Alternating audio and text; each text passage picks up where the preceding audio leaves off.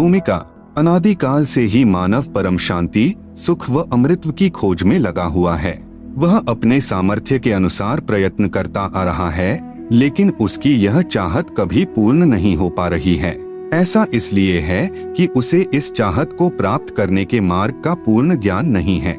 सभी प्राणी चाहते हैं कि कोई कार्य न करना पड़े, खाने को स्वादिष्ट भोजन मिले, पहनने को सुंदर वस्त्र मिले, रहने को आलीशान भवन हो, घूमने के लिए सुंदर पार्क हो, मनोरंजन करने के लिए मधुर मधुर संगीत हो, नाचे गाए, खेले कूदें, मौज मस्ती मनाए और कभी बीमार न हो, कभी बूढ़े न हो और कभी मृत्यु न होवे आदि आदि। परंतु जिस संसार में हम रह रहे हैं, यहाँ न तो ऐसा कहीं पर नजर आता है और न ही ऐसा संभव है, क्योंकि यह लोक नाशवान है।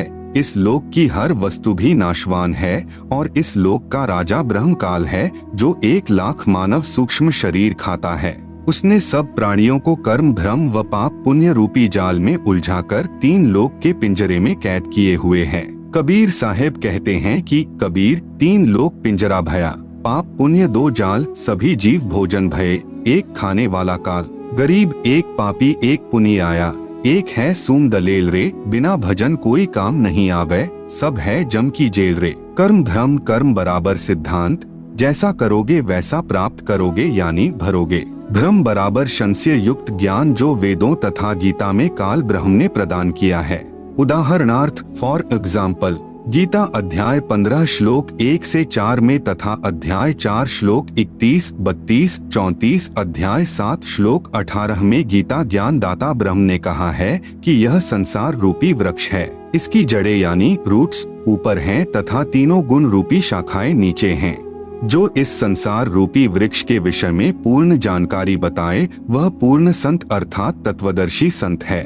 जैसे तना कौन प्रभु है, डार कौन तथा तीनों शाखाएं कौन प्रभु है। यहाँ विचार काल में अर्थात जो गीता ज्ञान में तुझे बता रहा हूँ, मुझे इस संसार की रचना का ज्ञान नहीं है, क्योंकि मुझे इसके आदि यानी प्रारंभ का तथा अंत यानी अंतिम सिरे का ज्ञान नहीं है। इसलिए किसी तत्वदर्शी संत की खोज कर उस तत्वदर्शी संत के बताए भक्ति मार्ग यानी वे ऑफ वर्शिप अनुसार साधना करके उस परम पद व परमेश्वर की खोज करनी चाहिए, जहाँ जाने के पश्चात साधक पुनः लौटकर संसार में नहीं आता, अर्थात पूर्ण मोक्ष प्राप्त करता है। जिस पूर्ण परमात्मा से इस संसार रूपी वृक्ष का विस्तार हुआ है, अर्थात जिस परमेश्वर ने इस सृष्टि की रचना की है, उसी की पूजा करनी चाहिए।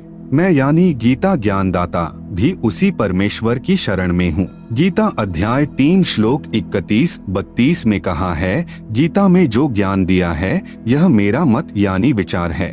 भले ही यह पूर्ण नहीं है, फिर भी अन्य साधनाएं जो शास्त्र विधि रहित है उनसे श्रेष्ठ है। जो मेरे मत अनुसार साधना नहीं करता, वह व्यर्थ प्रयत्न कर रहा है। पूर्ण परमात्मा की साधना से मिलने वाले लाभ की तुलना में गीता अध्याय 7 श्लोक 18 में गीता ज्ञान दाता ने अपनी साधना से मिलने वाले लाभ को भी अनुत्तम बताया है। इस प्रकार काल ब्रह्म द्वारा बताया ज्ञान धर्म युक्त है। वह नहीं चाहता कि कोई प्राणी इस पिंजरे रूपी कैद से बाहर निकल जाए। वह यह भी नहीं चाहता कि जीव आत्मा को अपने निज घर सतलोक का पता चले। इसलिए वह अपनी त्रिगुणी माया से हर जीव को भ्रमित किए हुए है। फिर मानव को ये उपरोक्त चाहत कहाँ से उत्पन्न हुई है? यहाँ ऐसा कुछ भी नहीं है। यहाँ हम सबने मरना है, सब दुखी व अशांत हैं। जिस स्थिति को हम यहाँ प्राप्त करना चाहते हैं, ऐसी स्थिति में हम अपने निज घर सतलोक में रहते थे। काल ब्रह्म के लोक में स्व इच्छा से आकर फंस गए और अपने निज घर का रास्ता भूल गए। कबीर साहेब कहते हैं कि इच्छा रूपी खेलन आया, ताते सुख सागर नहीं पाया। इस काल ब्रह्म के लोक में शांति व सुख का नामो निशान भी नहीं है। त्रिगुणी माया से उत्पन्न काम, क्रोध, लोभ, मोह, अहंकार, राग, द्वेष, हर्ष, शोक, लाभ, हानि, मान, बड़ाई रूपी अवगुण हर जीव को परेशान किए हुए हैं। यहाँ एक जीव दूसरे जीव को मार कर खा जाता है, शोषण करता है, इज्जत लूट लेता है, धन लूट लेता है, शांति छीन लेता है। यहाँ पर चारों तरफ आग लगी है। यदि आप शांति से रहना चाहोगे तो दूसरे आपको नहीं रहने देंगे। आपके न चाहते हुए भी चोर चोरी कर ले जाता है, डाकू डाका डाल ले जाता है, दुर्घटना घट जाती है, किसान की फसल खराब हो जाती है, व्यापारी का व्यापार ठप हो जाता है, राजा का राज छीन लिया जाता है, स्वस्थ शरीर में बीमारी लग जाती है, अर्थात यहाँ पर कोई भी वस्तु सुरक्षित नहीं। राजाओं के राज, इज्जतदार की इज्जत, धनवान का धन, ताकतवर की ताकत और यहाँ तक कि हम सभी के शरीर भी अचानक छीन लिए जाते हैं। माता पिता के सामने जवान बेटा बेटी मर जाते हैं, दूध पीते बच्चों को रोते बिलखते छोड़कर मात पिता मर जाते हैं, जवान बहनें विधवा हो जाती हैं और पहाड़ से दुखों को भोगने को मजबूर होते हैं। विचार करें कि क्या यह स्थान रहने के लायक है, लेकिन हम मजबूरी वश यहाँ रह रहे हैं क्योंकि इस काल के पिंजरे से बाहर निकलने का कोई रास्ता नजर नहीं आता और हमें दूसरों को दुखी करने की व दुख सहने की आदत सी बन गई। यदि आप जी को इस लोक में होने वाले दुखों से बचाव करना है तो यहाँ के प्रभु काल से परम शक्ति युक्त परमेश्वर यानी परम अक्षर ब्रह्म की शरण लेनी पड़ेगी, जिस परमेश्वर का खौफ काल प्रभु को भी है, जिसके डर से यह उपरोक्त कष्ट उस जीव को नहीं दे सकता जो पूर्ण परमात्मा अर्थात परम अक्षर ब्रह्म यानी सत्य पुरुष की शरण पूर्ण संत के बताए मार्ग से ग्रहण करता है। वह जब तक संसार में भक्ति करता रहेगा उसको उपरोक्त कष्ट आजीवन नहीं होते। जो व्यक्ति इस पुस्तक ज्ञान गंगा को पढ़ेगा उसको ज्ञान हो जाएगा कि हम अपने निज घर को भूल गए हैं। वह परम शांति व सुख यहाँ न होकर निज घर सतलोक में है, जहाँ पर न जन्म है, न मृत्यु है, न बुढ़ापा, न दुख, न कोई लड़ाई झगड़ा है, न कोई बीमारी है, न पैसे का कोई लेन देन है, न मनोरंजन के साधन खरीदना है। वहाँ पर सब परमात्मा द्वारा निशुल्क व अखंड है। बंदी छोड़ गरीबदास जी महाराज की वाणी में प्रमाण है कि बिन ही मुख सारंग राग सुन, बिन ही तंती तार, बिना सुर अलगोजे बजै, नगर नाच घुमा, घंटा बाजै ताल नग, मंजीरे डफ झांझ, मुरली मधुर सुहावनी, निस्बासर और सांझ, बीन बिहंगम बाझी, तरक तंबूरे तीर, राग खंड नहीं होत है, बंध्या रहत समीर, तरक नहीं तोरा नहीं, ना ही कशीस कबाब, अमृत प्याले मध पीवे, जो भाटी चवै शराब, मतवाले मस्तानपुर, गली गली गुलजार, संख शराबी फिरत हैं, चलो तास बाजार, संख संख पत्नी नाचें, गावे शब्द सुभान, चंद्र बदन सूरज मुखी, ना ही मान गुमा, संख हिंडोले नूर नग, झूले संत हजूर, तख्त धनी के पास कर, ऐसा मुलक जहूर, नदी नाव नाले बगै, छूटे फुहारे सुन्न, भरे होद सरवर सदा, नहीं पाप नहीं पुण्य, ना कोई भिक्षुक दान दे, ना कोई हार व्यवहार, ना कोई जन्मे मरे, ऐसा देश हमार, जहाँ संखो लहर मेहर की उपजय, कहर जहाँ नहीं कोई, दास गरीब अचल अविनाशी, सुख का सागर सोई। सतलोक में केवल एक रस परम शांति व सुख है। जब तक हम सतलोक में नहीं जाएंगे तब तक हम परम शांति, सुख व अमृतत्व को प्राप्त नहीं कर सकते। सतलोक में जाना तभी संभव है जब हम पूर्ण संत से उपदेश लेकर पूर्ण परमात्मा की आजीवन भक्ति करते रहें।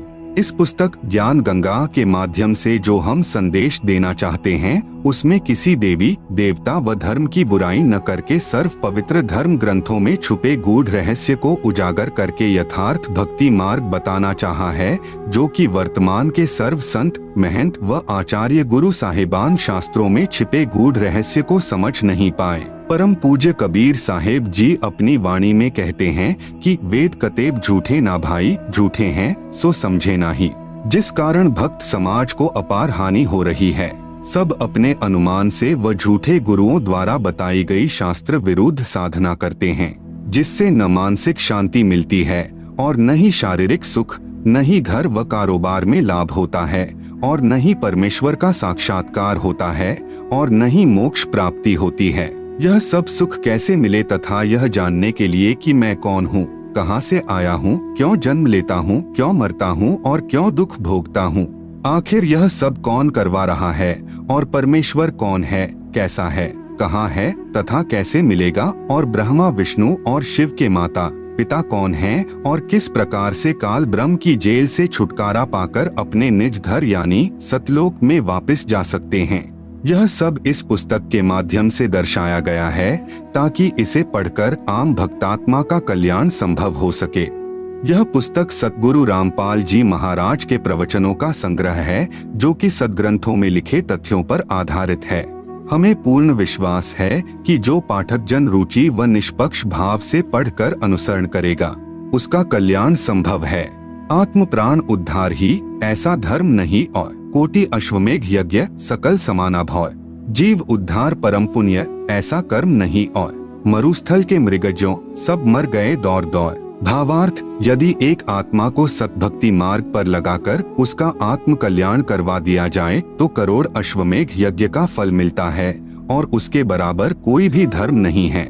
जीवात्मा के उद्धार के लिए किए गए कार्य अर्थात सेवा से श्रेष्ठ कोई भी कार्य नहीं है। अपने पेट भरने के लिए तो पशु पक्षी भी सारा दिन भ्रमते हैं, उसी तरह वह व्यक्ति है जो परमार्थी कार्य नहीं करता। परमार्थी कर्म सर्वश्रेष्ठ सेवा जीव कल्याण के लिए किया कर्म है। जीव कल्याण का कार्य न करके सर्व मानव मरुस्थल के हिरण की तरह दौड़ दौड़ कर मर जाते हैं, जिसे कुछ दूरी पर जल ही जल दिखाई देता है और वहां दौड़ कर जाने पर थल ही प्राप्त होता है। फिर कुछ दूरी पर थल का जल दिखाई देता है, अंत में उस हिरण की प्यास से ही मृत्यु हो जाती है।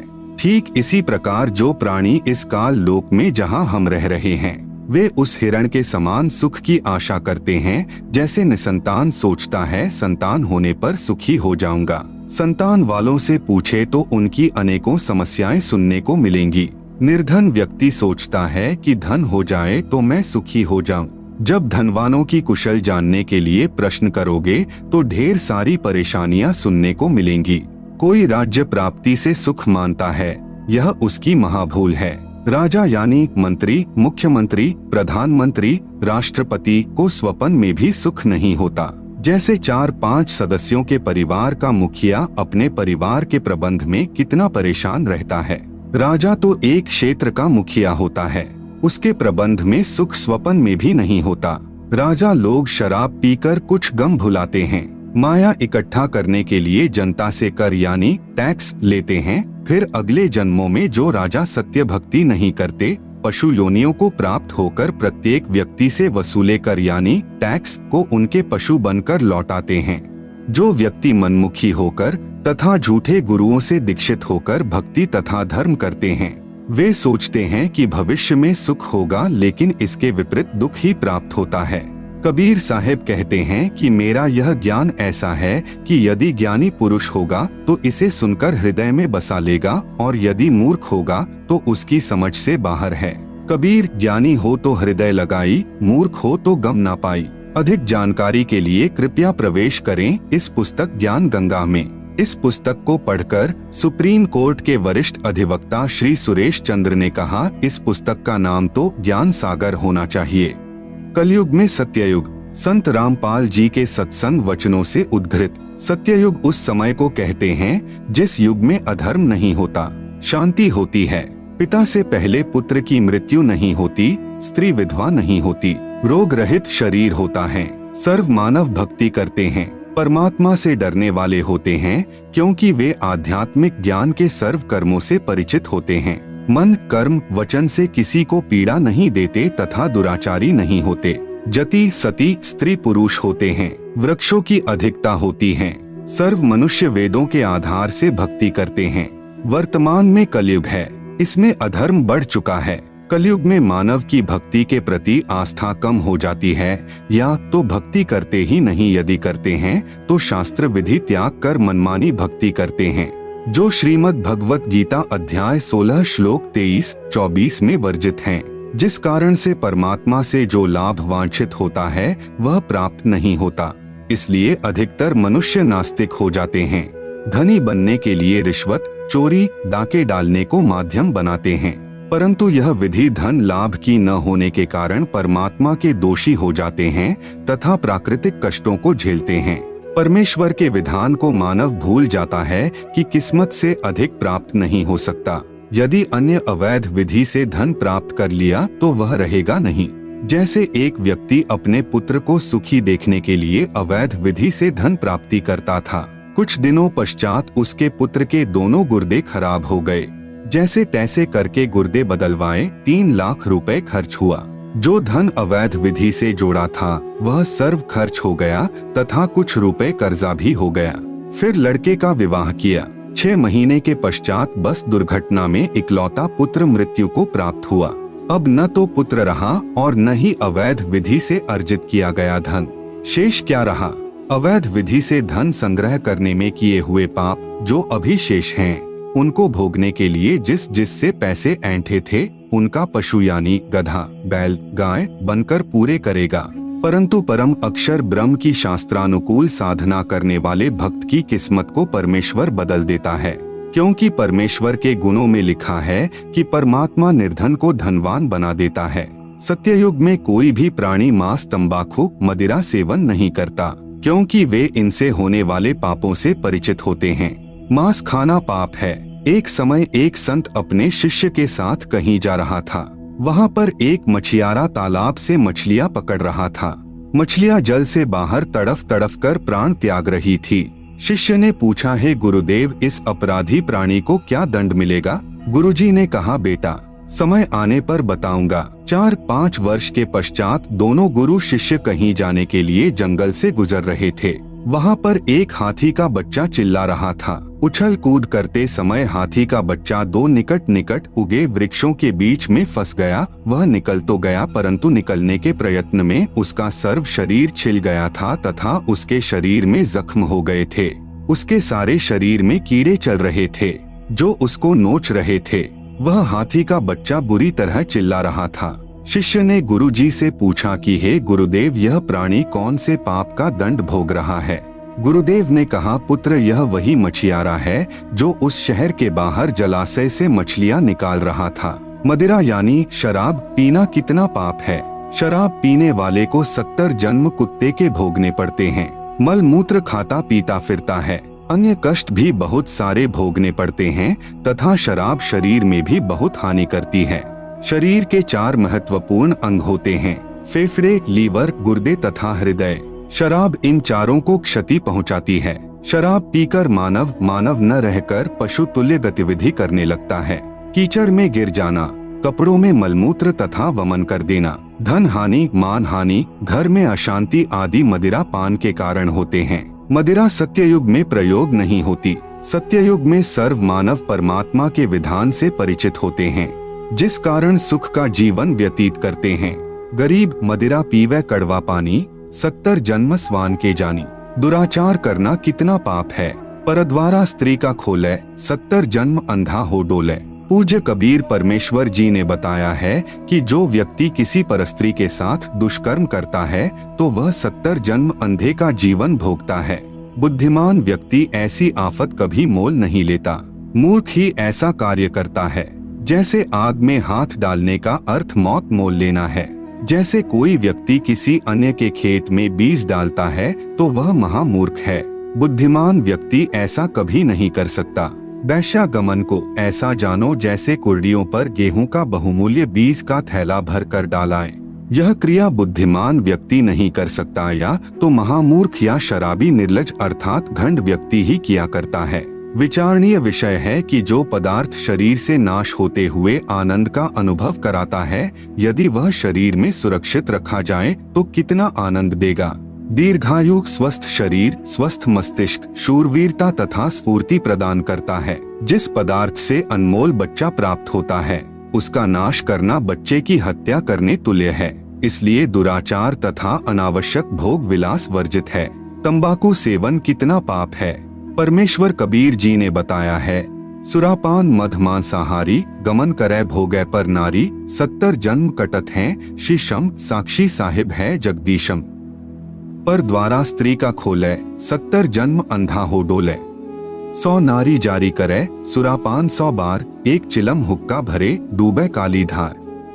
जैसे कि ऊपर वर्णन किया है कि एक बार शराब पीने वाला 70 जन्म कुत्ते का जीवन भोगता है, फिर मल मूत्र खाता पीता फिरता है। परस्त्री गमन करने वाला 70 जन्म अंधे के भोगता है। मांस खाने वाला भी महाकष्ट का भागी होता है। उपरोक्त सर्व पाप 100 बार करने वाले को जो पाप होता है, वह एक बार हुक्का पीने वाले अर्थात तंबाकू सेवन करने वाले को सहयोग देने वाले को होता है। तंबाकू सेवन करने वाले हुक्का, सिगरेट, बीड़ी या अन्य विधि से सेवन करने वाले तंबाकू खाने वालों को क्या पाप लगेगा? घोर पाप का भागी होगा। एक व्यक्ति जो तंबाकू सेवन करता है जब वह हुक्का या बीड़ी सिगरेट पीकर धुआं छोड़ता है तो वह धुआं उसके छोटे छोटे बच्चों के शरीर में प्रवेश करके हानि करता है। वे बच्चे फिर शीघ्र बुराई को ग्रहण करते हैं तथा उनका स्वास्थ्य भी बिगड़ जाता है। अवतार की परिभाषा। अवतार का अर्थ है ऊंचे स्थान से नीचे स्थान पर उतरना। विशेषकर यह शुभ शब्द उन उत्तम आत्माओं के लिए प्रयोग किया जाता है जो धरती पर कुछ अद्भुत कार्य करते हैं, जिनको परमात्मा की ओर से भेजा हुआ मानते हैं या स्वयं परमात्मा ही का पृथ्वी पर आगमन मानते हैं। श्रीमद् भगवत गीता अध्याय 15 श्लोक 1 से 4 तथा 16-17 में 3 पुरुषों यानी प्रभुओं का ज्ञान है। नंबर 1, क्षर पुरुष जिसे ब्रह्म भी कहते हैं, जिसका ओम नाम साधना का है, जिसका प्रमाण गीता अध्याय 8 श्लोक 13 में है। नंबर 2, अक्षर पुरुष जिसको परब्रह्म भी कहते हैं, जिसकी साधना का मंत्र तत् जो सांकेतिक है, प्रमाण गीता अध्याय 17 श्लोक 23 में है। नंबर 3, उत्तम पुरुष तू अन्य मतलब श्रेष्ठ पुरुष परमात्मा तो उपरोक्त दोनों पुरुषों यानी क्षर पुरुष तथा अक्षर पुरुष से अन्य है। वह परम अक्षर पुरुष है जिसे गीता अध्याय 8 श्लोक 1 के उत्तर में अध्याय 8 के श्लोक 3 में कहा है कि वह परम अक्षर ब्रह्म है। इसका जाप सत है जो सांकेतिक है। इसी परमेश्वर की प्राप्ति से साधक को परम शांति तथा सनातन परमधाम प्राप्त होगा। प्रमाण गीता अध्याय 18 श्लोक 62 में यह परमेश्वर यानी परम अक्षर ब्रह्म गीता ज्ञान दाता से भिन्न है। अधिक ज्ञान प्राप्ति के लिए कृपया पुस्तक धरती पर अवतार सतलोक आश्रम बरवाला से प्राप्त करें। अवतार 2 प्रकार के होते हैं, जैसे ऊपर कहा गया है। अब आप जी को पता चला कि मुख्य रूप से 3 पुरुष यानी प्रभु है, जिनका उल्लेख ऊपर कर दिया गया है। हमारे लिए मुख्य रूप से 2 प्रभुओं की भूमिका रहती है। नंबर 1, क्षर पुरुष यानी ब्रह्म जो गीता अध्याय 11 श्लोक 32 में अपने आप को काल कहता है। नंबर 2, परम अक्षर पुरुष यानी परम अक्षर ब्रह्म जिसके विषय में गीता अध्याय 8 श्लोक 3 तथा 8, 9, 10 में तथा गीता अध्याय 18 श्लोक 62 अध्याय 15 श्लोक 1 से 4 तथा 17 में कहा है। ब्रह्म यानी काल के अवतारों की जानकारी। गीता अध्याय 4 का श्लोक 7, यदा यदा हि धर्मस्य ग्लानिर्भवति भारत अभ्युत्थानमधर्मस्य तदात्मानं सृजाम्यहम्। यदा यदा हि धर्मस्य ग्लानिः भवति भारत अभ्युत्थानम् अधर्मस्य तदा आत्मानं सृजामि अहम्। अनुवाद भारत यानी हे भारत, यदा यदा यानी जब जब, धर्मस्य यानी धर्म की, ग्लानियः यानी हानि और अधर्मस्य यानी अधर्म की, अभ्युत्थानम यानी वृद्धि, भवति यानी होती है, तदा यानी तब, तब ही यानी ही, अहम यानी मैं, आत्मानम यानी अपना अंश, अवतार, सृजामि यानी रचता हूँ अर्थात उत्पन्न करता हूँ। जैसे श्रीमद् भगवत गीता अध्याय 4 श्लोक 7 में गीता ज्ञान दाता ने कहा है कि जब जब धर्म में घृणा उत्पन्न होती है, धर्म की हानि होती है तथा अधर्म की वृद्धि होती है, तो मैं काल यानी ब्रह्म यानी क्षर पुरुष अपने अंश अवतार सृजन करता हूँ अर्थात उत्पन्न करता हूँ। जैसे श्री रामचंद्र जी तथा श्री कृष्ण चंद्र जी को काल ब्रह्म ने ही पृथ्वी पर उत्पन्न किया था, जो स्वयं श्री विष्णु जी ही माने जाते हैं। इनके अतिरिक्त 8 अवतार और कहे गए हैं, जो श्री विष्णु जी स्वयं नहीं आते अपितु अपने लोक से अपने कृपा पात्र पवित्र आत्मा को भेजते हैं। वे भी अवतार कहलाते हैं। कहीं कहीं पर 25 अवतारों का भी उल्लेख पुराणों में आता है। काल ब्रह्म यानी क्षर पुरुष के भेजे हुए अवतार पृथ्वी पर बढ़े अधर्म का नाश कत्लेआम अर्थात संहार करके करते हैं। उदाहरण के रूप में श्री रामचंद्र जी तथा श्री कृष्णचंद्र जी, श्री परशुराम जी तथा श्री निहकलंक जी, जो अभी आना शेष है, जो कलयुग के अंत में आएगा। ये सर्व अवतार घोर संहार करके ही अधर्म का नाश करते हैं, अधर्मियों को मारकर शांति स्थापित करने की चेष्टा करते हैं। परंतु शांति की अपेक्षा अशांति ही बढ़ती है। जैसे श्री रामचंद्र जी ने रावण को मारने के लिए युद्ध किया, युद्ध में करोड़ों पुरुष मारे गए, जिनमें धर्मी तथा अधर्मी दोनों ही मारे गए। फिर उनकी पत्नियां तथा छोटे बड़े बच्चे शेष रहे, उनका जीवन नरक बन गया। विधवाओं को अन्य व्यक्तियों ने अपनी हवस का शिकार बनाया। निर्वाह की समस्या उत्पन्न हुई, आदि अनेकों अशांति के कारण खड़े हो गए। यही विधि श्री कृष्ण जी ने अपनाई थी, यही विधि श्री परशुराम जी ने अपनाई थी। इसी विधि से 10वां अवतार काल ब्रह्म यानी शर पुरुष द्वारा उत्पन्न किया जाएगा। उसका नाम निकलंक होगा। वह कलयुग के अंतिम समय में उत्पन्न होगा, जो राजा हरिश्चंद्र वाली आत्मा होगी। संभल नगर में श्री विष्णु दत्त शर्मा के घर में जन्म लेगा। उस समय सर्व मानव अत्याचारी अन्यायी हो जाएंगे, उन सर्व को मारेगा। उस समय जिन जिन मनुष्य में परमात्मा का डर होगा, कुछ सदाचारी होंगे, उनको छोड़ जाएगा, अन्य सर्व को मार डालेगा। यह विधि है ब्रह्म यानी कालक्षर पुरुष के अवतारों की अधर्म का नाश करने तथा शांति स्थापना करने की। परम अक्षर ब्रह्म अर्थात सत्य पुरुष के अवतारों की जानकारी। नंबर 1, परम अक्षर ब्रह्म स्वयं पृथ्वी पर प्रकट होता है। वह सहशरीर आता है, सहशरीर लौट जाता है। यह लीला वह परमेश्वर 2 प्रकार से करता है। नंबर 1, प्रत्येक युग में शिशु रूप में किसी सरोवर में कमल के फूल पर वन में प्रकट होता है। वहां से निसंतान दंपति उसे उठा ले जाते हैं। फिर लीला करता हुआ बड़ा होता है तथा आध्यात्मिक ज्ञान प्रचार करके अधर्म का नाश करता है। सरोवर के जल में कमल के फूल पर अवतरित होने के कारण परमेश्वर नारायण कहलाता है। नार यानी जल, आयन यानी आने वाला, अर्थात जल पर निवास करने वाला नारायण कहलाता है। नंबर 2, जब चाहे साधु संत जिंदा के रूप में अपने सत्यलोक से पृथ्वी पर आ जाते हैं तथा अच्छी आत्माओं को ज्ञान देते हैं। फिर वे पुण्यात्माएं भी ज्ञान प्रचार करके अधर्म का नाश करते हैं। वे भी परमेश्वर के भेजे हुए अवतार होते हैं। कलयुग में ज्येष्ठ शुदी पूर्णमासी संवत 1455 सन 1398 को कबीर परमेश्वर सत्यलोक से चलकर आए तथा काशी शहर के लहरतारा नामक सरोवर में कमल के फूल पर शिशु रूप में विराजमान हुए। वहां से नीरू तथा नीमा जो जुलाहा यानी धानक दंपति थे, उन्हें उठा लाए। शिशु रूपधारी परमेश्वर कबीरदेव यानी कबीर परमेश्वर ने 25 दिन तक कुछ भी आहार नहीं किया। नीरू तथा नीमा उसी जन्म में ब्राह्मण थे, श्री शिव जी के पुजारी थे। मुसलमानों द्वारा बलपूर्वक मुसलमान बनाए जाने के कारण जुलाहे का कार्य करके निर्वाह करते थे। बच्चे की नाजुक हालत देखकर नीमा ने अपने इष्ट शिव जी को याद किया। शिव जी साधु वेश में वहां आए तथा बालक रूप में विराजमान कबीर परमेश्वर को देखा। बालक रूप में कबीर साहेब जी ने कहा, है शिव जी इन्हें कहो एक कुंवारी गाय लाएं, वह आपके आशीर्वाद से दूध देगी। ऐसा ही किया गया। कबीर परमेश्वर के आदेशानुसार भगवान शिव जी ने कुंवारी गाय की कमर पर थपकी लगाई। उसी समय बछिया के थनों से दूध की धार बहने लगी। एक कोरा मिट्टी का छोटा घड़ा नीचे रखा।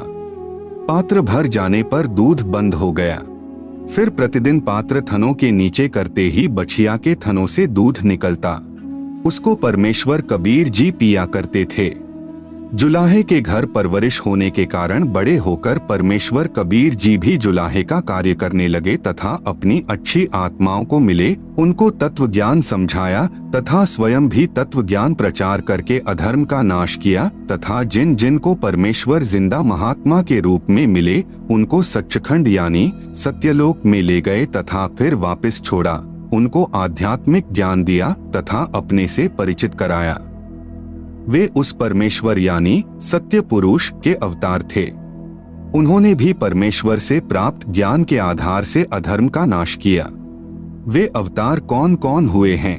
नंबर 1 आदरणीय धर्मदास जी, नंबर 2 आदरणीय मलुकदास जी, नंबर 3 आदरणीय नानक देव साहेब जी, सिख धर्म के प्रवर्तक, नंबर 4 आदरणीय दादू साहेब जी, नंबर 5 आदरणीय गरीबदास साहेब जी गांव छुड़ानी जिला झज्जर हरियाणा वाले तथा नंबर 6 आदरणीय घीसा दास साहेब जी गांव खेखड़ा जिला मेरठ उत्तर प्रदेश वाले ये उपरोक्त सर्व अवतार परम अक्षर ब्रह्म यानी सत्य पुरुष के थे। अपना कार्य करके चले गए, अधर्म का नाश किया, जिस कारण से जनता में बहुत समय तक बुराई नहीं समाई। वर्तमान में संतों की कमी नहीं परंतु शांति का नाम नहीं। कारण यह है कि इन संतों की साधना शास्त्रों के विरुद्ध है, जिस कारण से समाज में अधर्म बढ़ता जा रहा है। इन पंथों और संतों को सैकड़ों वर्ष हो गए ज्ञान प्रचार करते हुए परंतु अधर्म बढ़ता ही जा रहा है। सत्य पुरुष का वर्तमान अवतार जो सत्य साधना तथा तत्व ज्ञान का प्रचार परमेश्वर के पूर्वोक्त परमेश्वर के अवतार संत किया करते थे, जिससे आपसी प्रेम था, एक दूसरे के दुख में दुखी होते थे, असहाय व्यक्ति की मदद करते थे, वही शास्त्र विधि अनुसार साधना तथा वही आध्यात्मिक यथार्थ ज्ञान संत रामपाल दास जी महाराज को परमेश्वर कबीर साहेब जी ने प्रदान किया है। मार्च 1997 को फाल्गुन मास की शुक्ल प्रथमा को दिन के 10 बजे जिंदा महात्मा के रूप में सत्यलोक से आकर संत रामपाल दास जी महाराज को सतनाम तथा सारनाम दान करने का आदेश देकर अंतर्ध्यान हो गए। संत रामपाल दास जी महाराज भी परमेश्वर यानी परम अक्षर ब्रह्म के उन अवतारों में से एक हैं जो आध्यात्मिक ज्ञान के द्वारा अधर्म का नाश करते हैं। अब विश्व में शांति होगी। सर्व धर्म तथा पंथों के व्यक्ति एक होकर आपस में प्रेम से रहा करेंगे। राजनेता भी निर्भिमानी, न्यायकारी तथा परमात्मा से डरकर कार्य करने वाले होंगे। जनता के सेवक बनकर निष्पक्ष कार्य किया करेंगे। धरती पर पुनः सत्ययुग जैसी स्थिति होगी। वर्तमान में धरती पर वह अवतार संत रामपाल दास जी हैं। अब घर घर में परमेश्वर के ज्ञान की चर्चा होगी। जहां गांव व शहरों में तथा पार्कों में बैठकर ताश खेलते हैं, कोई राजनीतिक बातें करता है, कोई अपने पुत्रों तथा पुत्र वधुओं की अच्छे या निकम्मे होने की चर्चा करते हैं, वहां परमेश्वर की महिमा की चर्चा होगी तथा ज्ञान गंगा पुस्तक में लिखे ज्ञान पर विचार हुआ करेगा। परमात्मा की महिमा करने मात्र से भी जीव पुण्य का भागी बनता है। फिर शास्त्र विधि अनुसार साधना करके जीवन सुखी बनाएंगे तथा आत्म कल्याण कराएंगे। धरती पर कलयुग में सत्ययुग जैसा समय आएगा। संत रामपाल दास जी महाराज ही वर्तमान में वास्तव में धरती पर अवतार हैं। अधिक जानकारी के लिए कृपया पढ़े पुस्तक धरती पर अवतार संपूर्ण। अमेरिका की महिला भविष्यवक्ता फ्लोरेंस की महत्वपूर्ण भविष्यवाणी। अमेरिका की विश्वविख्यात भविष्यवक्ता फ्लोरेंस ने अपनी भविष्यवाणियों में कई बार भारत का जिक्र किया है। The fall of sensational culture नाम की अपनी पुस्तक में उन्होंने लिखा है कि सन 2000 आते आते प्राकृतिक संतुलन भयावह रूप से बिगड़ेगा। लोगों में आक्रोश की प्रबल भावना होगी। दुराचार पराकाष्ठा पर होगा। पश्चिमी देशों के विलासितापूर्ण जीवन जीने वालों में निराशा, बेचैनी और अशांति होगी। अतृप्त अभिलाषाएं और जोर पकड़ेगी, जिससे उनमें आपसी कटुता बढ़ेगी। चारों ओर हिंसा और बर्बरता का वातावरण होगा। ऐसा वातावरण होगा कि चारों ओर हाहाकार मच जाएगा।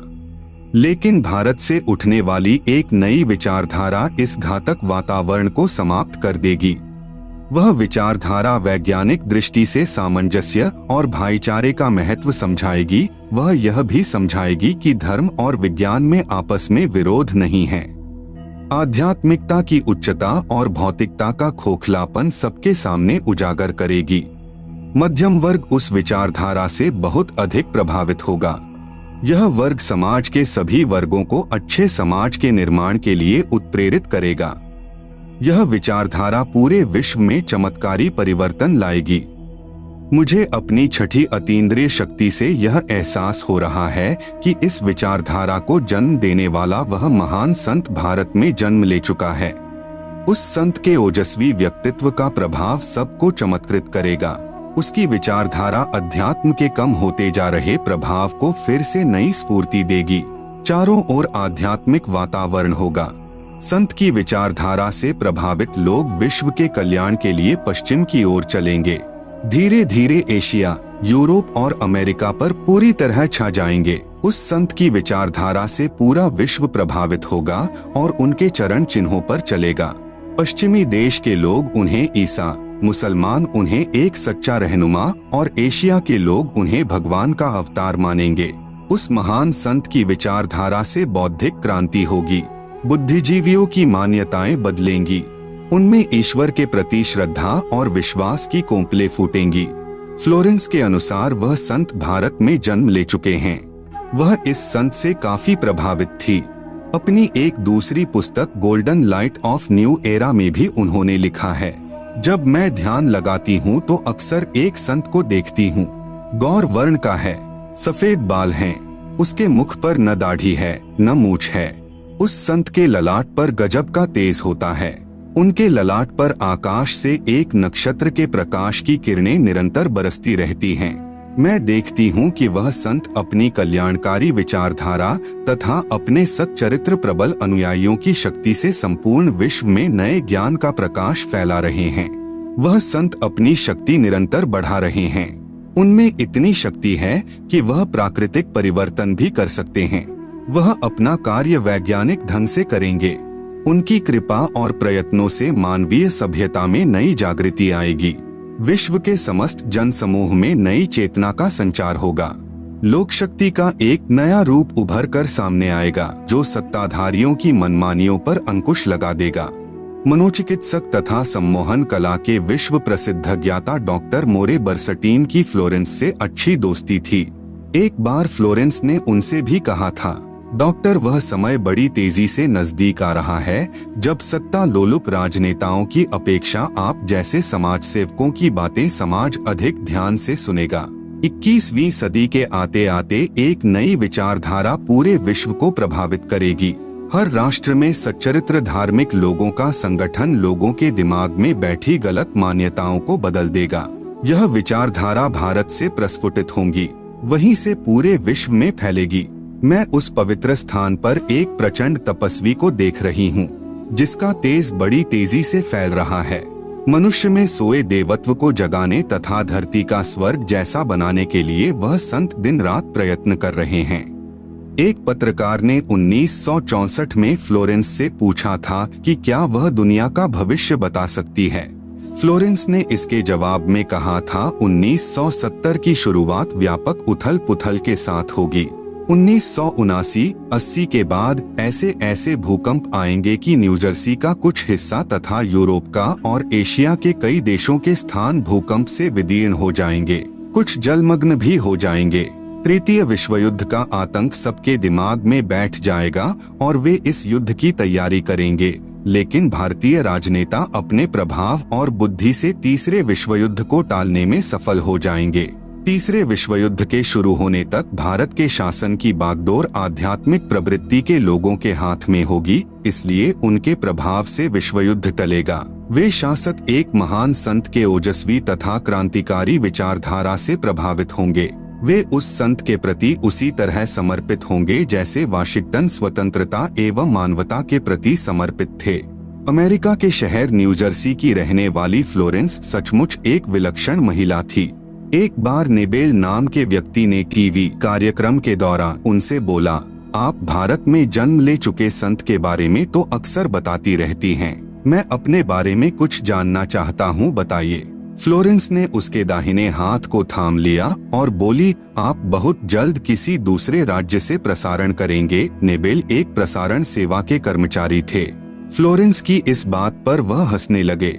कुछ क्षण बाद बोले, आपने मुझसे यह अच्छा मजाक किया। यदि हमारी कंपनी के अधिकारी इस कार्यक्रम को देख रहे होंगे तो मैं दूसरे राज्य में जाऊं या नहीं, फिलहाल अपनी कंपनी से तुरंत निकाल दिया जाऊंगा। कुछ ही मिनटों के बाद टीवी के कंट्रोल रूम का फोन घनघना उठा। फोन नेबेल के लिए था। उनकी कंपनी के जनरल मैनेजर उनसे बात करना चाहते थे। नेबेल ने जब फोन उठाया तो उन्होंने कहा, हमने न्यूयॉर्क से प्रसारण करने का काम शुरू करने का निर्णय लिया है, वहां तुम्हें ही भेजा जाएगा। अभी यह बात गुप्त रखना, इसकी घोषणा कल की जाएगी। मैं टीवी पर फ्लोरेंस के साथ तुम्हारी बातचीत देख रहा था। फ्लोरेंस ने तुम्हारे विषय में जो बताया है वह पूरी तरह सच है। आश्चर्य है कि उन्हें यह बात कैसे मालूम हो गई। नेबेल फ्लोरेंस का चेहरा देखता रह गया। कुछ पत्रकारों ने उनसे एक बार पूछा था कि वह भविष्य को कैसे देख लेती हैं तथा गायब व्यक्ति या वस्तुओं का पता कैसे लगा लेती हैं, तो फ्लोरेंस ने बताया, मुझे स्वयं नहीं मालूम कि ऐसा कैसे संभव हो जाता है। मैं भविष्य के विषय में एक बहुत महत्वपूर्ण बात बता रही हूँ। 20वीं शताब्दी के अंत में भारतवर्ष से एक प्रकाश निकलेगा। यह प्रकाश पूरी दुनिया को उन दैवी शक्तियों के विषय में जानकारी देगा जो अब तक हम सभी के लिए रहस्यमय बनी हुई हैं। देवी शक्तियों की जानकारी जो संत रामपाल दास जी महाराज द्वारा बताई गई हैं। कृपया पढ़ें इसी पुस्तक के पृष्ठ 22 पर। सृष्टि रचना, एक दिव्य महापुरुष द्वारा यह प्रकाश पूरे विश्व में फैलेगा। वह सभी को सतमार्ग पर चलने की प्रेरणा देगा। समस्त दुनिया में एक नई सोच की ज्योति फैलेगी। जब मैं ध्यानावस्था में होती हूँ तो अक्सर यह दिव्य महापुरुष मुझे दिखाई देते हैं। फ्लोरेंस ने बार बार इस संत या दिव्य महापुरुष का जिक्र किया है। साथ ही यह भी बताया है कि उत्तरी भारतवर्ष के एक पवित्र स्थान पर वह मौजूद हैं। सज्जनों, उपरोक्त भविष्यवाणी तथा वर्तमान वाणी है जो परम संत रामपाल महाराज जी पर खरी उतरती है तथा इसी का समर्थन अन्य भविष्यवाणियां भी करती है जो आगे लिखी हैं। भाई बाले वाली जन्म साखी में प्रमाण। एक महापुरुष के विषय में भाई बाले वाली जन्म साखी में प्रहलाद भक्त की भविष्यवाणी। भाई बाले वाली जन्म साखी में लिखा गया विवरण स्पष्ट करता है कि संत रामपाल दास जी महाराज ही वह अवतार है जिन्हें परमेश्वर कबीर जी तथा संत नानक जी के पश्चात पंजाब की धरती पर अवतरित होना था। संत रामपाल दास जी महाराज 8 सितंबर सन 1951 को गांव धनाना, जिला सोनीपत, हरियाणा प्रांत, उस समय पंजाब प्रांत, भारत की पवित्र धरती पर श्री नंदराम जाट के घर जाट वर्ण में श्रीमती इंदिरा देवी की कोख से जन्मे। इस विषय में जन्म साखी भाई बाले वाली हिंदी वाली में जिसके प्रकाशक हैं भाई जवाहर सिंह कृपाल सिंह एंड कंपनी पुस्तकावाले, बाजार माई सेवा, अमृतसर, पंजाब तथा पंजाबी वाली के प्रकाशक है भाई जवाहर सिंह कृपाल सिंह पुस्तकावाले, गली 8 बाग रामानंद, अमृतसर, पंजाब। इसमें लिखा अमर लेख इस प्रकार है। एक समय भाई बाला तथा मर्दाना को साथ लेकर सतगुरु नानक देव जी भक्त प्रहलाद जी के लोक में गए जो पृथ्वी से कई लाख कोस दूर अंतरिक्ष में है। प्रहलाद ने कहा कि हे नानक जी, आपको परमात्मा ने दिव्य दृष्टि दी तथा कलयुग में बड़ा भक्त बनाया है। आपका कलयुग में बहुत प्रताप होगा। यहाँ पर प्रहलाद के लोक में पहले कबीर जी आए थे या आज आप आए हो, एक और आएगा जो आप दोनों जैसा ही महापुरुष होगा। इन तीनों के अतिरिक्त यहाँ मेरे लोक में कोई नहीं आ सकता। भक्त बहुत हो चुके हैं, आगे भी होंगे, परंतु यहाँ मेरे लोक में वही पहुँच सकता है जो इन जैसी महिमा वाला होगा और कोई नहीं। इसलिए इन तीनों के अतिरिक्त यहाँ कोई नहीं आ सकता। मर्दाने ने पूछा कि हे प्रहलाद जी, कबीर जी जुलाहा थे, नानक जी खत्री हैं, वह तीसरा किस वर्ण यानी जाति से तथा किस धरती पर अवतरित होगा? प्रहलाद भक्त ने कहा, भाई सुन, नानक जी के सच्चखंड जाने के सैकड़ों वर्ष पश्चात पंजाब की धरती पर जाट वर्ण में जन्म लेगा तथा उसका प्रचार क्षेत्र शहर बरवाला होगा। लेख समाप्त। विवेचन, संत रामपाल दास जी महाराज वही अवतार हैं जो अन्य प्रमाणों के साथ साथ जन्म साखी में लिखे वर्णन पर खरे उतरते हैं। जन्म साखी में 100 वर्ष के पश्चात लिखा है। यहाँ पर सैकड़ों वर्ष पश्चात कहा गया था, जिसको पंजाबी भाषा में लिखते समय 100 वर्ष ही लिख दिया, क्योंकि मर्दाना ने पूछा था कि वह कौन से युग में नजदीक ही आएगा। तब भक्त प्रहलाद ने कहा कि श्री नानक जी के सैकड़ों वर्ष पश्चात कल युग में ही वह संत जाट वर्ण में जन्म लेगा। इसीलिए यहाँ 100 वर्ष के स्थान पर सैकड़ों वर्षों ही न्यायोचित है तथा प्रचार क्षेत्र बरवाला के स्थान पर बटाला लिखा गया है। इसके दो कारण हो सकते हैं कि शहर बरवाला, जिला हिसार, हरियाणा उस समय पंजाब प्रांत में सुप्रसिद्ध नहीं था तथा बटाला शहर पंजाब प्रांत में प्रसिद्ध था। लेखनकर्ता ने इस कारण से बरवाला के स्थान पर बटाला लिख दिया। दूसरा, प्रिंट करते समय हालेक की जगह हटालेक प्रिंट हो गया है। एक और विशेष विचारणीय पहलू है कि पंजाब के बटाला शहर में कोई भी जाट संत नहीं हुआ है। जो इन महापुरुषों यानी परमेश्वर कबीर देव जी व श्री नानक देव जी के समान महिमावान तथा इनके समान ज्ञानवान हुआ हो। इस आधार से तथा अन्य प्रमाणों के आधार से तथा इस जन्म साखी के आधार से स्पष्ट है कि वह तीसरे महापुरुष संत रामपाल दास जी महाराज हैं तथा इनका आध्यात्मिक ज्ञान भी इन दोनों महापुरुषों यानी परमेश्वर कबीर जी तथा श्री नानक देव जी से मेल खाता है। आप देखेंगे दोनों फोटो कापी जो जन्म साखी भाई बाले वाली जो कि एक पंजाबी भाषा में है तथा दूसरी हिंदी में है जो कि पंजाबी भाषा से ही अनुवादित है। इसमें कुछ प्रकरण ठीक नहीं लिखा है। जैसे पंजाबी भाषा में लिखा है कि जो इस जिहा कोई होवेगा ता एथे पहुँचेगा होरदा एथे पहुँचन दा कम नहीं, परंतु हिंदी वाली जन्म साखी में यह विवरण नहीं है जो बहुत महत्वपूर्ण है।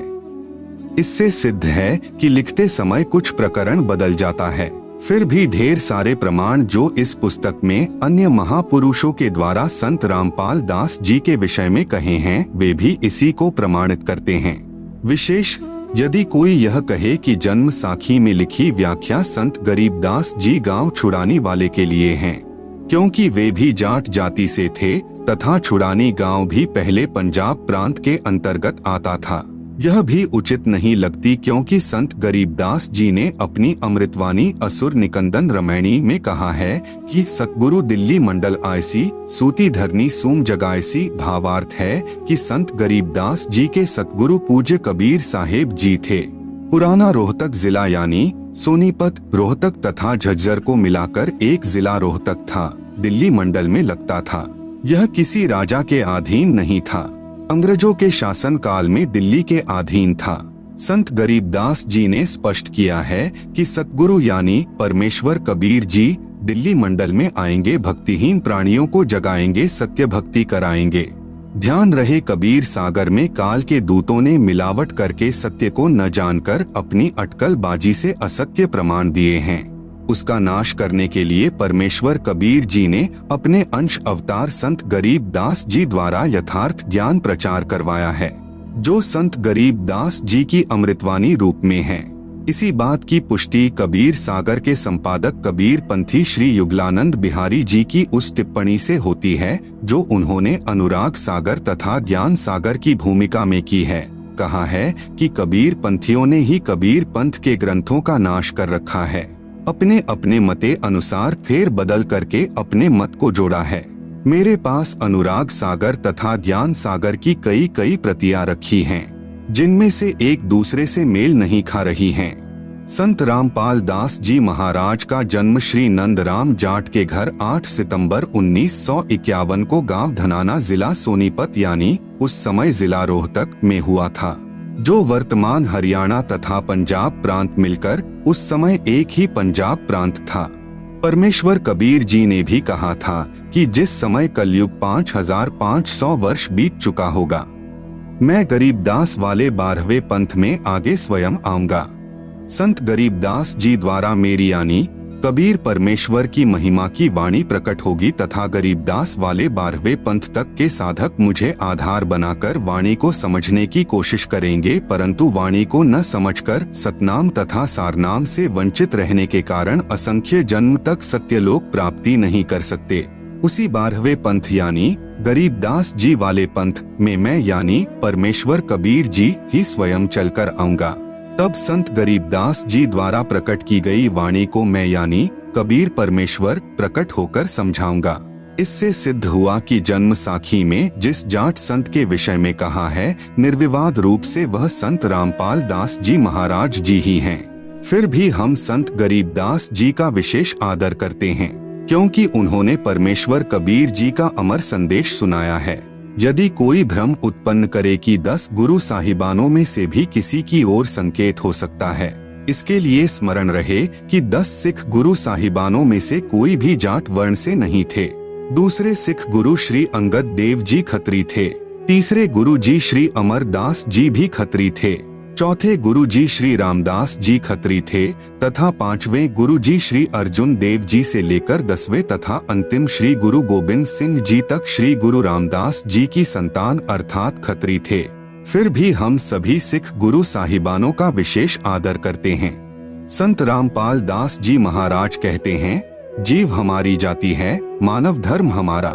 हिंदू मुस्लिम सिख ईसाई धर्म नहीं कोई न्यारा। परमेश्वर कबीर जी ने कहा है, जाति ना पूछो संत की, पूछ लीजिए ज्ञान। मोल करो तलवार का, पड़ी रहें दो म्यान। कृपया प्रमाण के लिए देखें फोटो कॉपी जन्म साखी पंजाबी गुरुमुखी पंजाबी भाषा वाली तथा हिंदी वाली दोनों में आप जी सहज में समझ सकते हो कि वास्तविकता क्या है। जन्म साखियों के प्रकाशक हैं भाई जवाहर सिंह कृपाल सिंह, अमृतसर पंजाब।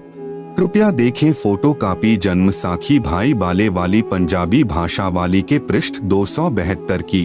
कृपया देखें फोटो कॉपी जन्म साखी भाई बाले वाली के पृष्ठ 273 की। कृपया देखें फोटो कॉपी जन्म साखी भाई बाले वाली हिंदी वाली के पृष्ठ 305 की। प्रश्न 1, संस्कृत के विद्वान शास्त्री ने कहा कि आपके गुरु संत रामपाल दास जी महाराज संस्कृत नहीं पढ़े हैं। आप कहते हो कि उन्होंने श्रीमद्भगवत गीता का यथार्थ अनुवाद करके भक्तों को बताते हैं। यह कभी नहीं हो सकता। उत्तर, संत रामपाल दास जी महाराज के भक्त ने उत्तर दिया, शास्त्री जी उसी को परमेश्वर का अवतार कहते हैं, जो भाषा का ज्ञान न होते हुए यथार्थ अनुवाद कर दें। क्योंकि परमेश्वर सर्वज्ञ है, उन्हीं गुणों से युक्त उसका भेजा हुआ अवतार होता है। वह अवतार संत रामपाल दास जी महाराज जी हैं। आप तो केवल वेदों और गीता के अनुवाद से अचंभित हैं। संत रामपाल दास जी महाराज ने तो बाइबल तथा कुरान को यथार्थ रूप में बताया है, जिसे ईसाई धर्म के वर्तमान के फादर व पादरी तथा मुसलमान धर्म के मुल्ला व काजी भी नहीं समझ सके।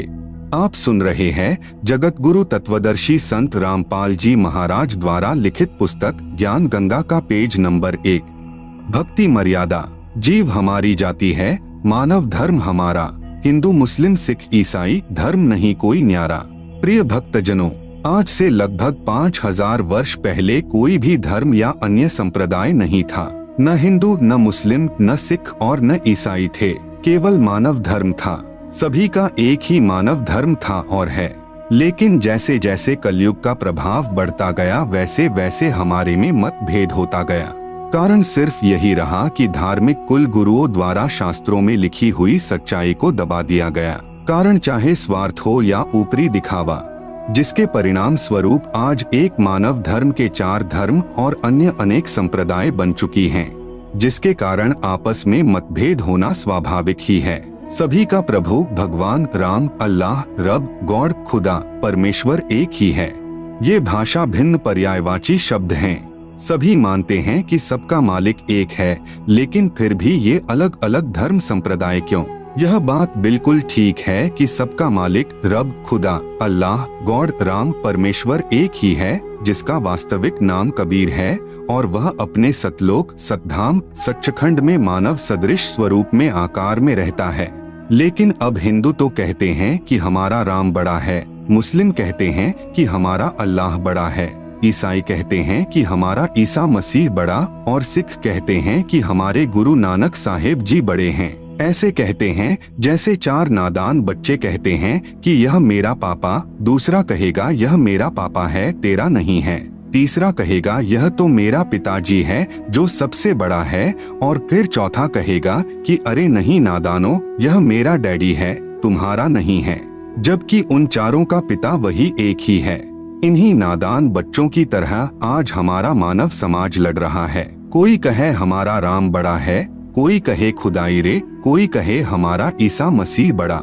ये बांटा रहे लगाई रे, जबकि हमारे सभी धार्मिक ग्रंथों व शास्त्रों में उस एक प्रभु, मालिक, रब, खुदा, अल्लाह, राम, साहेब, गॉड, परमेश्वर की प्रत्यक्ष नाम लिखकर महिमा गाई है कि वह एक मालिक प्रभु कबीर साहेब है, जो सतलोक में मानव सदृश स्वरूप में आकार में रहता है। वेद, गीता, कुरान, बाइबल और गुरु ग्रंथ साहेब ये सब लगभग मिलते जुलते ही हैं। यजुर्वेद के अध्याय 5 के श्लोक नंबर 32 में, सामवेद के मंत्र नंबर 1400-822 में, अथर्ववेद के कांड नंबर 4 के अनुवाक 1 के श्लोक नंबर 7, ऋग्वेद के मंडल 1 अध्याय 1 के सुक्त 11 के श्लोक नंबर 4 में कबीर नाम लिखकर बताया है कि पूर्ण ब्रह्म कबीर है जो सतलोक में आकार में रहता है। आप सुन रहे हैं जगत गुरु तत्वदर्शी संत रामपाल जी महाराज द्वारा लिखित पुस्तक ज्ञान गंगा का पेज नंबर 2। गीता जी चारों वेदों का संक्षिप्त सार है। गीता जी भी उसी सतपुरुष पूर्ण ब्रह्म कबीर की तरफ इशारा करती है। गीता जी के अध्याय 15 के श्लोक नंबर 16, 17, अध्याय 18 के श्लोक नंबर 46, 61, 62, अध्याय 8 के श्लोक नंबर 3, 8 से 10 तथा 22 में, अध्याय 15 के श्लोक नंबर 1, 2, 3, 4 में उसी पूर्ण परमात्मा की भक्ति करने का इशारा किया है। श्री गुरु ग्रंथ साहिब पृष्ठ नंबर 24 पर और पृष्ठ नंबर 721 पर नाम लिखकर कबीर साहेब की महिमा गाई है। इसी प्रकार कुरान और बाइबल एक ही शास्त्र समझो। दोनों लगभग एक ही संदेश देते हैं कि उस कबीर अल्लाह की महिमा बयान करो जिसकी शक्ति से ये सब सृष्टि चलायमान है। कुरान शरीफ में सूरत फुरकानी नंबर 25 की आयत नंबर 52 से 59 तक में कबीरन, खबीरा, कबीरू आदि शब्द लिखकर उसी एक कबीर अल्लाह की पाकी बयान की हुई है कि ऐ पैगंबर मोहम्मद उस कबीर अल्लाह की पाकी बयान करो जो 6 दिन में अपनी शक्ति से सृष्टि रचकर 7वें दिन तख्त पर जा बिराजा अर्थात सतलोक में जाकर विश्राम किया। वह अल्लाह प्रभु कबीर है। इसी का प्रमाण बाइबल के अंदर उत्पत्ति ग्रंथ में सृष्टि क्रम में बाइबल के प्रारंभ में ही 7 दिन की रचना में चैप्टर 1 वर्सेस 20, चैप्टर 2 वर्सेस 5 में है। सभी संतों व ग्रंथों का सार यही है कि पूर्ण गुरु जिसके पास तीनों नाम हो और नाम देने का अधिकार भी हो, उससे नाम लेकर जीव को जन्म मृत्यु रूपी रोग से छुटकारा पाना चाहिए। क्योंकि हमारा उद्देश्य आपको काल की कारागार से छुटवाकर अपने मूल मालिक कबीरदेव यानी कबीर साहेब के सतलोक को प्राप्त करवाना है। कबीरदेव ने अपनी वाणी में कहा है कि एक जीव को काल साधना से हटाकर पूर्ण गुरु के पास लाकर सत उपदेश दिलाने का पुण्य इतना होता है कि जितना करोड़ गाय बकरे आदि प्राणियों को कसाई से छुटवाने का होता है। क्योंकि यह अबोध मानव शरीरधारी प्राणी गलत गुरुओं द्वारा बताई गई शास्त्र विरुद्ध साधना से काल के जाल में फंसा रहकर न जाने कितने दुखदायी 84 लाख योनियों के कष्ट को झेलता रहता है। जब यह जीवात्मा कबीरदेव यानी कबीर साहेब की शरण में पूरे गुरु के माध्यम से आ जाती है, नाम से जुड़ जाती है, तो फिर इसका जन्म तथा मृत्यु का कष्ट सदा के लिए समाप्त हो जाता है और सतलोक में वास्तविक परम शांति को प्राप्त करता है। अब प्रश्न आता है कि आजकल गुरु ज्यादा से ज्यादा शिष्य बनाकर अपनी योग्यता का प्रमाण दिखाते हैं, अर्थात हर कोई 4 कथा सीख लेता है और कहता है कि मैं भी नाम दे देता हूँ और भोली आत्माओं को काल के जाल में डाल देता है। चूंकि शास्त्रों के विरुद्ध नाम उपदेश देने वाले और जपने वाले सभी निश्चित ही नरक के अधिकारी होंगे और उनको नरक में उल्टा लटकाया जाएगा। यह कथन शास्त्र यानी गीता, वेद व सर्व ग्रंथ ही बताते हैं। इसी कथन को सिद्ध करने के लिए एक संक्षिप्त कथा बताता हूँ।